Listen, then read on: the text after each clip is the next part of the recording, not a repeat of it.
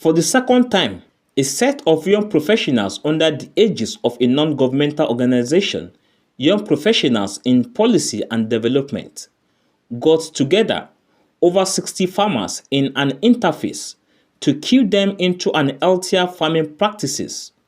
Supported by the United Nations Development Programme, the young professionals are guiding the farmers on how to process the next heap of refuse to soil-friendly and highly productive fertilizer. It was a fun time for me talking up to those farmers, the participants, on waste management, especially the segregation aspect of it, because we could just easily say, oh, community don't really produce waste, but they have their kind of waste, which mostly is organic.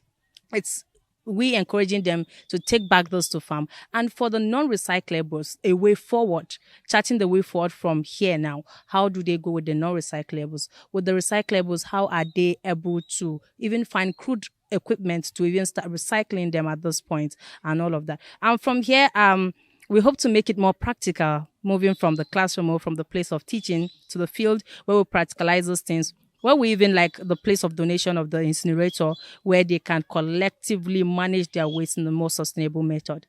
The training session was aimed at moving the farmers away from the use of chemical fertilizer, pesticides, and herbicides, which create health challenges for farmers and leave the soil less productive, to practices like mulching, rotational cropping, and use of degradable organic fertilizer, which are soil friendly. We focused mainly on composting because that is something that they can easily do, something that anybody can do, even at the back of your house. You can just get a pit, put in all your organic wastes in there and cover it till the next farming season or till when you need it for your farming, and then you use it then. So I focused more on composting, but we have other ways to do organic farming. You have mulching, you have crop rotation, you have use of organic pest controls, things like other insects or other animals that you could use for pest control. So these are all ways they could, go about things instead of using things like pesticides or herbicides, to take away weeds and the rest, which could be used in composting, or pesticides that would to remove all the pests and everything on their farms. You could now do it the organic way, that way reducing the effects of POPs on the environment and on their farmlands. The training session, which took place in Garku, a rural community in Nasarawa State, is part of local and global efforts towards environmental sustainability. Before, we normally throw out our waste management. We will normally throw it like that.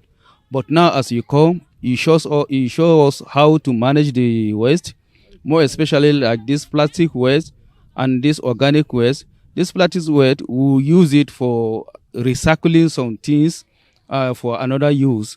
And this organic waste, you normally taught us about how to use it in our farm, so that we reduce using the chemical like fertilizer and chemical things that will affect our health. And this one, when we use it, it will not affect our health. We are very grateful and appreciate the update, the sensitization that you lecture us today. Number one, the way that you can separate between recycling and organic manure, plastic, and the paper, and others that you will be given, and then the number one appreciation that we also appreciate you being given to us is how we can manage our waste, our garbages in the house, to manage it, to apply it in our plants.